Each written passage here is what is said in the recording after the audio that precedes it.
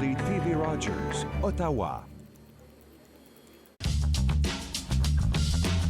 Cette émission est présentée par Télé-Élan. Vous êtes enfin aux commandes. Pour en savoir plus, visitez rogers.com.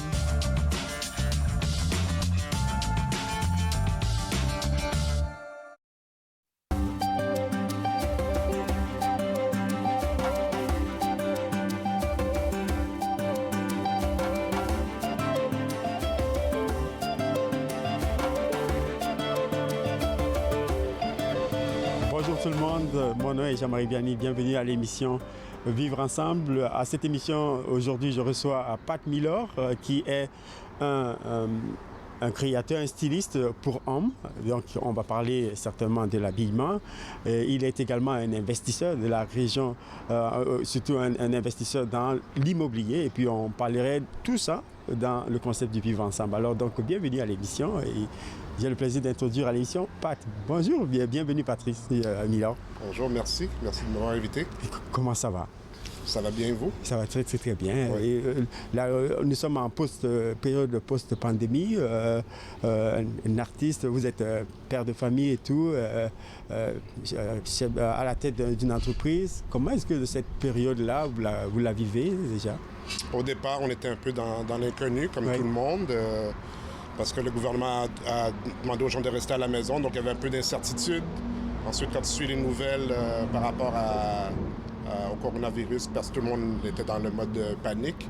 Et puis au sein de notre famille aussi, il y a un de nos membres de notre famille qui a été touché, mais qui a surmonté, a pu combattre la COVID. Donc c'était difficile au départ, mais par après, on a pu s'adapter, s'ajuster avec la conciliation travail et école, le télétravail, l'école à la maison aussi avec les enfants. Donc on a dû s'ajuster. Donc un ajustement à tous les niveaux, professionnel, familial. Surtout avec 3 enfants, avec les trucs là, de la technologie de nos jours, les avoir à la maison.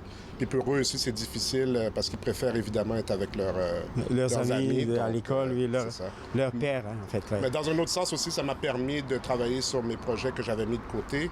Donc, on a plus de temps quand tout est fermé. Donc, on a utilisé ce temps pour se former, prendre des cours et poursuivre nos projets. Continuer à vivre malgré que la vie était un peu au ralenti, si on peut le dire. Tout à fait. Surtout du côté business. Comme je suis dans le domaine de la mode, donc quand les gens sont en période de confinement, il n'y a personne il n'y a pas vraiment de demande. Donc ça a un peu affecté donc l'industrie a été affectée? Oui, ça a été affecté parce que je suis styliste personnel, donc il y avait moins de demandes parce que les gens font du télétravail, il n'y a pas de mariage, il n'y a pas vraiment d'événements, donc ça a été vraiment une période un peu plus tranquille, mais la demande commence à reprendre. Pour ceux qui sont en train de nous suivre, styliste personnel, c'est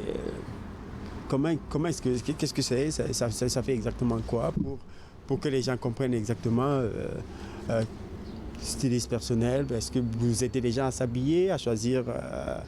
Qu'est-ce que vous faites? J'aide les gens à transformer ou à améliorer leur confiance, leur estime de soi par le style vestimentaire. Parce que quand tu t'habilles bien, je ne sais pas si tu te rappelles, ou lors de ton mariage ou lors de ta graduation, quand tu es bien habillé, ça a un effet sur tes gestes, ça a un effet sur la façon dont tu te comportes. Ça a un effet aussi par rapport à la manière dont les gens te perçoivent. Et puis même ta propre perception aussi. Donc, je trouve qu'il y avait un besoin pour les hommes au sein de la région. Donc, je me suis lancé dans le domaine. Et donc, depuis un temps maintenant que vous faites ça, donc c'est quoi les tendances? C'est quoi les perceptions? Qu'est-ce que vous avez fait comme constat de comment est-ce que les hommes s'habillent depuis 2018, j'ai commencé, puis j'avais commencé à vendre des accessoires pour hommes, donc des cravates, des mouchoirs de poche et tout. Et puis, j'avais beaucoup de clients, mais les gens me posaient beaucoup de questions, de conseils par rapport à comment agencer les vêtements, quelle tenue porter pour, par exemple, pour une entrevue. Puis là, je me suis dit, mais je devrais ajouter ce service à ma compagnie. Donc, je me suis vraiment plutôt lancé dans le stylisme pour transmettre mes connaissances et mon expérience dans le domaine. Parce que je vois qu'il y a beaucoup d'hommes qui... Je sais pas, contrairement aux femmes, ils portent pas vraiment attention à leur tenue vestimentaire, puis ils pensent que c'est quelque chose qui est négligé. Mais surtout dans le monde des affaires, On parle toujours de l'habit ne fait pas le moine, mais quand ça vient dans le monde des affaires, dans le monde professionnel, l'habit fait indéniablement le moine. Mais ce constat-là, est-ce qu'il y a une raison en particulier? Les hommes, vous avez l'impression qu'ils se négligent dans la façon dont ils apparaissent en public? Bien, je pense que c'est une question de ne pas avoir les connaissances ou de laisser le domaine de la mode aux femmes. Puis les gens qui ne sont pas vraiment conscients de l'importance d'avoir une bonne tenue, puis de l'importance que ça pourrait avoir sur l'effet que ça pourrait avoir dans la vie d'une personne. Et donc, et s'il y a des tendances aujourd'hui, quelles sont les tendances que vous avez remarquées? Donc, qu'est-ce qu'il faut absolument mettre aujourd'hui quand on est un homme et qu'on est en public, là? Moi, le veston, c'est sûr? Le veston, c'est un incontournable. Oui. Même si la personne veut porter des jeans ou un T-shirt, c'est toujours important d'avoir le veston. Oui. Et puis, c'est pas nécessairement d'être toujours de porter de la cravate et d'être costumé de la tête aux pieds, mais de juste ajouter le veston ou même un mouchoir de poche peut changer le look d'une personne. Je trouve qu'il y a beaucoup d'hommes qui portent des T-shirts à motifs, puis ils ont l'âge de 40 ans, donc c'est mieux de porter quelque chose de neutre. Ça te donne un meilleur look. C'est juste des petits ajustements dans les petits accessoires, le petit accessoire qui fait au niveau des souliers et tout. Même que la barbe et les cheveux soient bien entretenus. Ce sont des petits changements, mais qui font une grosse différence. Et donc, votre perception, qu'est-ce que vous avez vu des changements depuis que vous avez commencé à travailler avec ces clientèles? Est-ce que les gens sont devenus plus conscients de leur image? Au début, il y a beaucoup de résistance parce que tu demandes aux gens de sortir de leur zone de confort. Mais au fur et à mesure, quand tu travailles avec le client, tu vois déjà comment la personne change, son comportement change, et puis ils commencent à prendre le goût de prendre soin de leur tenue vestimentaire. Oui. Et donc, j'imagine que prendre le goût de la tenue vestimentaire, c'est aussi un boost, si tu permets l'expression, de l'estime de soi, de comment est-ce qu'on se tient, et puis où est-ce qu'on va acheter on va faire le choix de l'achat de son linge aussi. C'est justement ça, c'est un boost de l'estime de soi, puis c'est pas quelque chose de tangible. Donc des fois, les gens ne comprennent pas, mais c'est quand ils commencent à améliorer leur style vestimentaire, ils voient vraiment comment ils sont un peu plus... qui démontrent une prestance, que les gens donnent des compliments comme moi à chaque jour quand on travaillait en mode présentiel. J'avais toujours des commentaires, des compliments des gens. Beaucoup d'inconnus. C'est plus par rapport à mon style vestimentaire. Donc, les gens observent ces choses-là. Mais nous avons vécu pratiquement comme 15 mois dans le virtuel, mois du virtuel. Parfois, il est arrivé que les gens étaient en t-shirt, ils étaient à la maison, un peu débraillés. Mais quel conseil peut-être tu pourrais donner à ceux qui se sont en train de voir cette émission-ci par rapport à si j'ai une rencontre avec mes collègues au travail, comment est-ce que je me présente? C'est toujours d'être de manière professionnelle. Je sais qu'il y a des gens qui ont fait... Il y a eu un relâchement. Puis il y a des gens qui retournent à porter des t-shirts et tout, mais il faut quand même porter attention à leur tenue vestimentaire, même si on est en mode virtuel. Oui. Surtout quand ça vient aux affaires, si tu rencontres des clients. Parce qu'aussi, il y a des entrevues aussi qui se font en mode virtuel. Donc, de là, il ne faut pas oublier l'importance d'avoir une tenue soignée.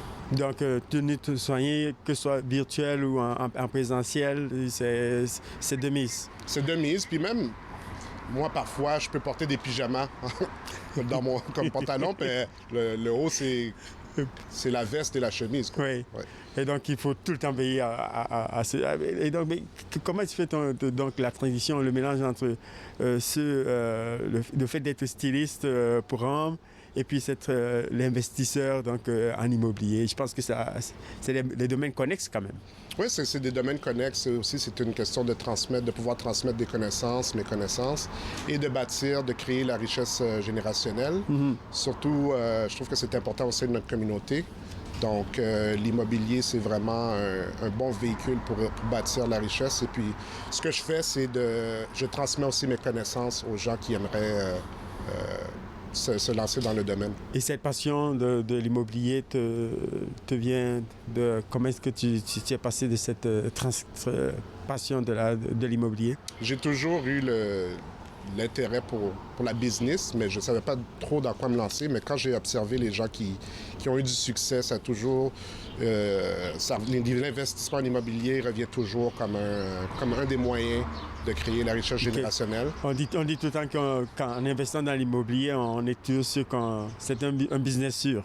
C'est un business sûr, mais pour quelqu'un qui a la connaissance et la formation. Donc, je ne recommande pas aux gens de se lancer sans avoir la connaissance, sans avoir un coach, une personne qui peut les aider à les accompagner dans ce parcours. C'est quoi les défis dans ce domaine-là? Bien, je trouve qu'en ce moment, surtout, il y a beaucoup de surenchères. Donc, des gens achètent des maisons à des prix, je ne sais pas, c'est l'émotion au lieu de la logique. La pandémie a aussi augmenté les prix des matériaux aussi. Les prix des matériaux, donc il y a beaucoup de retard quand les gens veulent faire des flips. Mais moi, je me concentre plus sur le domaine du multilogement, donc des immeubles. Puis, étant donné que la maison unifamiliale, lorsque ton locataire quitte, c'est toi qui dois couvrir toutes les dépenses, tandis qu'avec un immeuble de 10 logis, si un locataire quitte, les revenus générés par l'immeuble peuvent couvrir les dépenses. Et puis, quand même, venant des communautés où parfois l'investissement collectif a la difficulté à s'établir. Donc, les investisseurs ou les gens que tu accompagnes, est-ce que ce sont des gens qui sont en groupe ou ce sont des individus? C'est une combinaison des deux. Ce sont des familles, ce sont des gens, des individus qui ont un intérêt pour l'immobilier. Puis, on offre nos connaissances et puis, au moins, ils sont conscients des pour et des contre de l'immobilier. Puis ensuite, c'est à eux de prendre la décision d'investir ou non. Et quand ils prennent la décision, et puis nous sommes dans une zone quand même frontalière, donc deux territoires, donc nous sommes en Ontario et puis de l'autre côté, c'est le Québec. Est-ce qu'il y a un côté qui est plus favorable ou plus ouvert que l'autre à l'investissement au niveau de l'immobilier? Chaque province a ses avantages ou désavantages ou des défis. Mais je trouve que surtout dans les grands centres comme Ottawa, Montréal et tout, il y a des problèmes de surenchère. Toronto, ça se passe même à Montréal que généralement les prix étaient plus bas, mais quand je regarde les prix des logements en ce moment, c'est vraiment... Et donc, qu'est-ce qui... quel conseil vous donnerez peut-être à ceux qui sont en train de nous écouter là maintenant et qui voudraient se lancer et puis en vous écoutant me disent peut-être le conseil que Pat Miller est en train de me donner, mais voilà, je vais l'utiliser pour mon investissement. Moi, c'est plutôt de se former puis d'avoir un coach, un mentor, une personne qui a eu un vécu. Ça va faire une grosse différence parce que moi, à mes débuts, j'avais pas les connaissances, je me suis lancé là-dedans, j'ai fait beaucoup d'erreurs qu'aujourd'hui, avec le recul, que je ne referai pas. Donc, quand je me suis associé avec un mentor, j'ai eu mon coach qui a eu un parcours de plus de 25 ans en investissement immobilier. C'est là que j'ai vraiment ma carrière en immobilier a pris sa lancée. Quel genre d'erreur est-ce que... Investir dans le mauvais logement, les locataires, pas vraiment faire de vérification approfondie. Et tout ça, c'est des erreurs communes. Acheter sous le coup de l'émotion. Ce sont des erreurs communes que je fais. Donc, il faut prendre son temps, se faire accompagner. Recul, analyser les données, les revenus générés par l'immeuble et les dépenses pour voir si c'est une bonne affaire ou non. Wow. Donc, en tout cas, c'était tellement intéressant. C'est tout un univers. C'est tout un univers et c'est pour ça que je recommande aux gens de ne pas se lancer comme ça sans avoir les connaissances parce que je l'ai vécu personnellement. Ça a été difficile. À un moment donné, je voulais tout abandonner l'immobilier. Je me suis dit, ça marche pas, mais j'avais pas les connaisses. Donc, je mets beaucoup l'emphase là-dessus parce que je trouve que c'est très important. Donc, c'est très, très, très important d'avoir des connaissances avant qu'on se lance dans le domaine de l'immobilier. C'est ce que je comprends dans cette première partie de l'émission. Si tu permets, Pat Miller, donc, nous allons prendre une courte pause et on va revenir donc, avec Pat Miller qui est styliste pour hommes, mais il est également investisseur dans l'immobilier. Donc, on reviendra donc, avec le concept de vivre ensemble. Ne quittez pas, on revient tout de suite après la pause.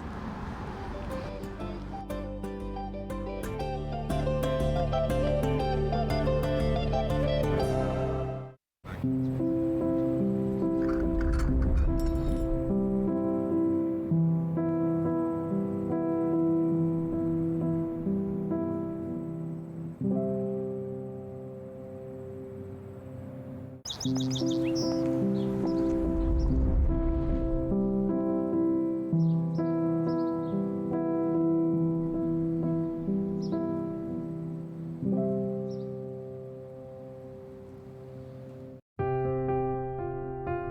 commerces, les restaurants et les services locaux d'Ottawa font partie importante de notre tissu urbain.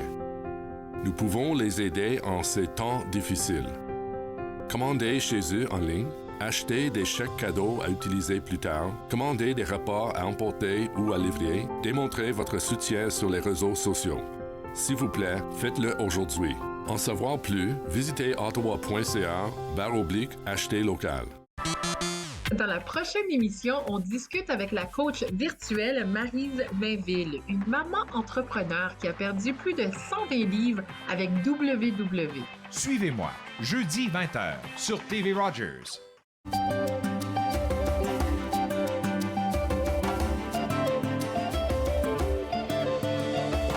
Bonjour et bienvenue donc après la pause à Vivre Ensemble. J'ai toujours le plaisir d'accueillir Pat Miller qui est un styliste pour hommes et puis un investisseur dans l'immobilier. Donc, alors, à la deuxième partie de l'émission, Pat, nous allons parler du concept du vivre ensemble.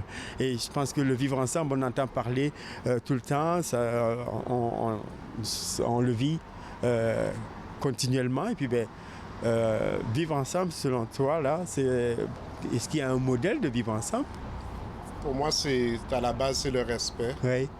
de l'un et de l'autre, le respect des opinions, le respect de la personne. Pas toujours vouloir imposer sa pensée, sa mentalité ou ses opinions sur une autre personne, parce qu'on a tous des vécus différents, on voit tous les choses d'une différente perspective, on a tous vécu des événements qui affectent la façon dont on transmet l'information.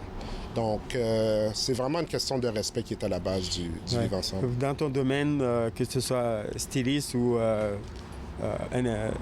investisseur au niveau de l'immobilier, comment est-ce que le concept de vivre ensemble intervient dans ton aspect professionnel? C'est encore une fois, ça revient à la base du respect.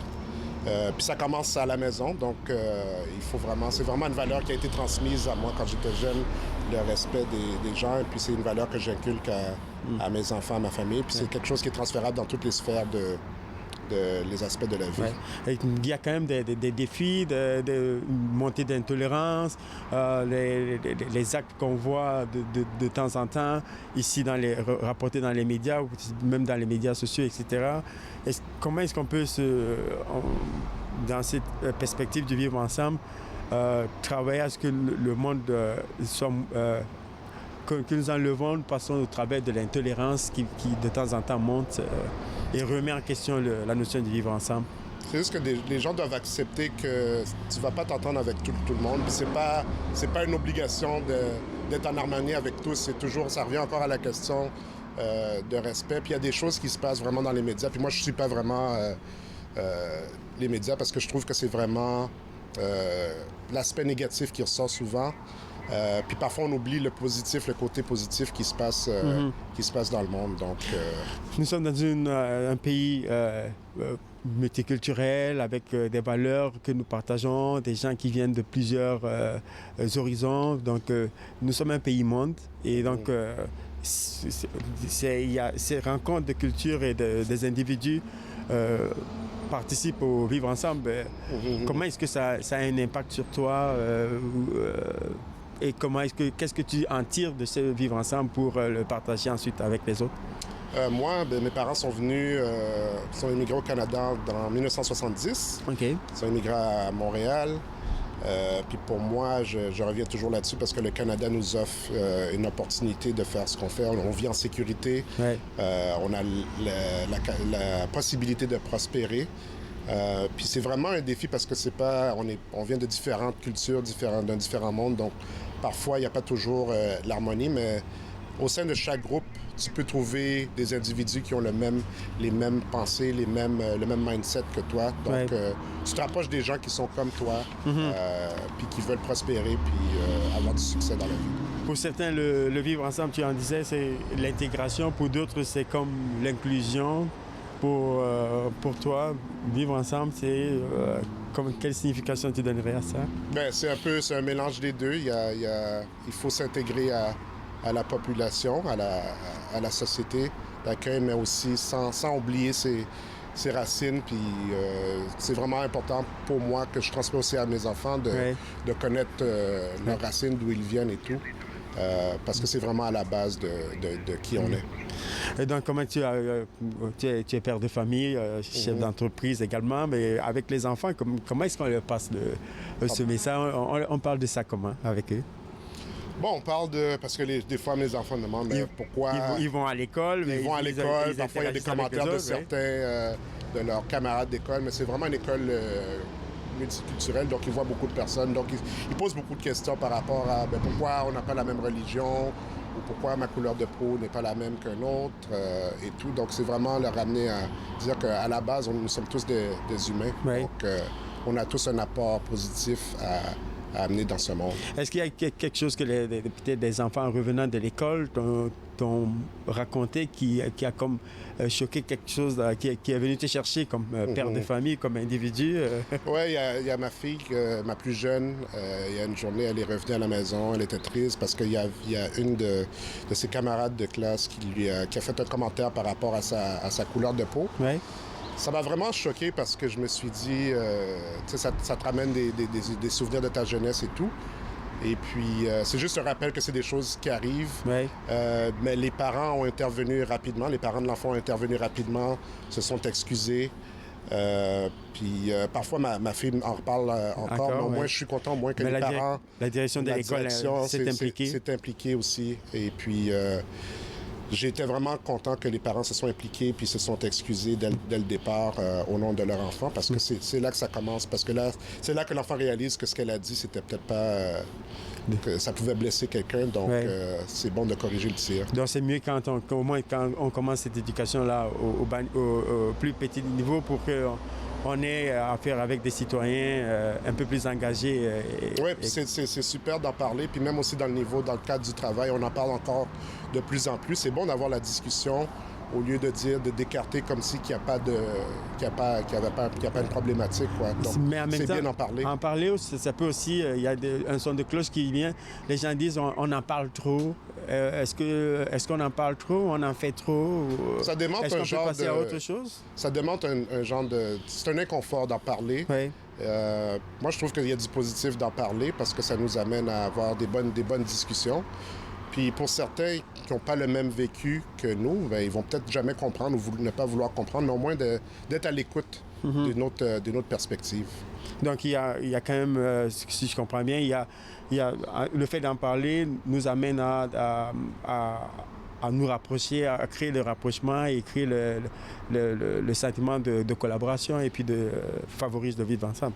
Oui, c'est parce que je trouve que surtout au niveau du travail, il y a beaucoup de discussions à ce sujet, puis tu vois qu'il y a des gens qui sont vraiment engagés dans cette discussion. Donc, encore une fois, c'est des conversations difficiles, mais importantes à avoir. Il y a pratiquement un an, George Floyd, et puis il y a beaucoup d'autres qui sont morts, des grands événements qui ont touché non seulement la communauté ici et ailleurs. Comme homme noir, quand tu sors la nuit, est-ce que tu as peur quand tu rentres chez toi ou que tu pourrais peut-être faire face à la police ou des gens qui seraient peut-être mal intentionnés, qui viendraient peut-être agresser, etc. Moi, c'est pas vraiment une préoccupation parce que j'habite à Ottawa, j'habite dans une zone quand même sécuritaire. Je suis un peu privilégié dans ce sens, mais je suis conscient qu'il y a des gens qui vivent ces événements au jour le jour, mais pour moi, c'est pas vraiment une préoccupation. Mais je peux dire que peut-être à certains endroits, il faut être conscient de ton environnement. Et puis, c'est ça. C'est ce que je dirais là-dessus. En terminant, moi, j'aimerais qu'on parle des choses qui favorisent le vivre ensemble. On ferait quoi? Plus de fêtes, plus de festivals, plus de rencontres des communautés, les fêtes de quartier? Qu'est-ce qu'il faut faire? Oui, moi, j'aime bien les fêtes de quartier, les rassemblements communautaires. Puis aussi, ce qu'on fait dans notre domaine de business, c'est des sessions de networking, d'apprendre et d'échanger avec les gens et d'offrir des formations soit en immobilier pour aider les gens à prospérer et accomplir leurs rêves. Mm-hmm.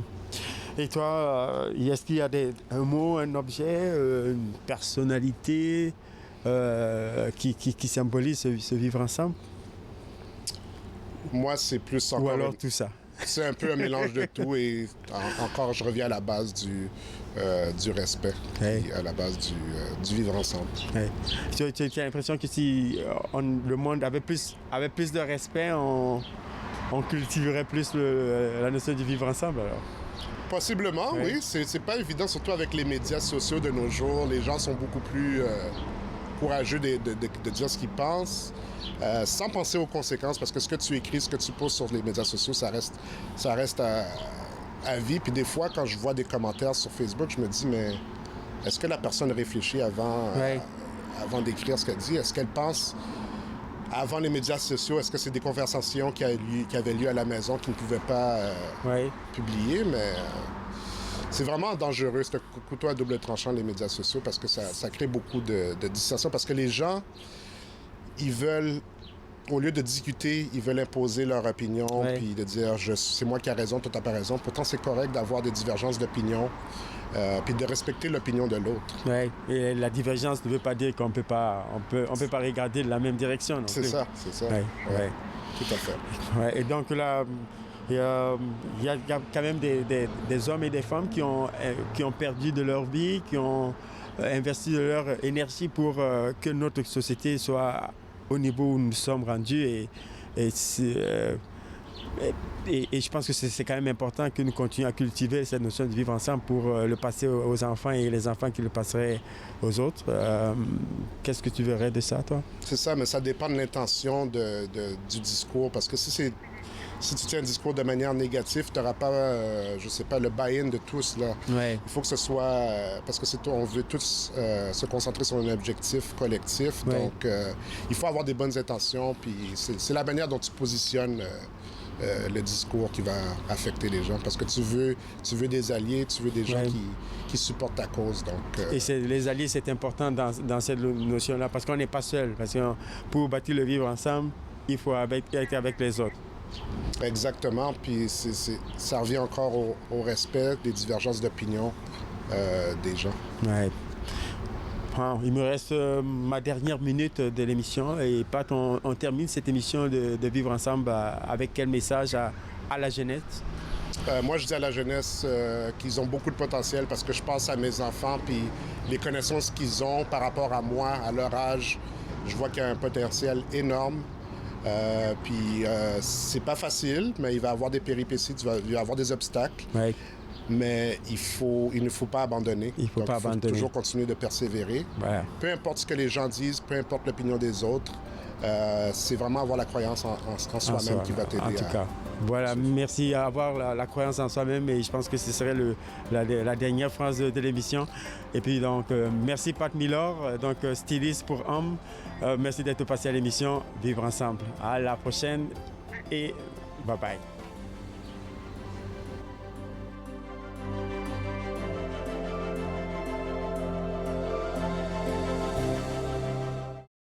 Faites-nous part de vos commentaires en composant le 613-521-2323 par courriel sur Facebook et Twitter.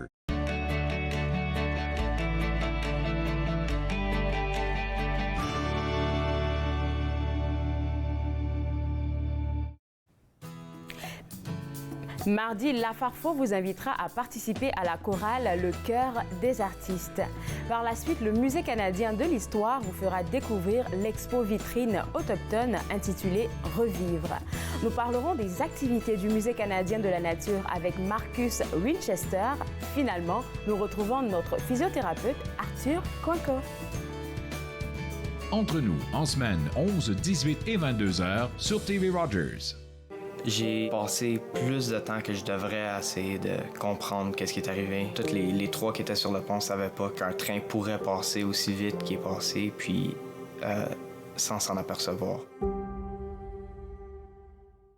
Cette semaine, Deda m'a dit qu'on va recevoir la visite de Mme Lorraine Janson, qui est une auteure et conteuse du coin.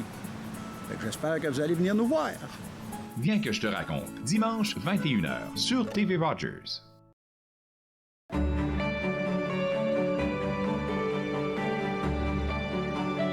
Vous regardez TV Rogers, Ottawa.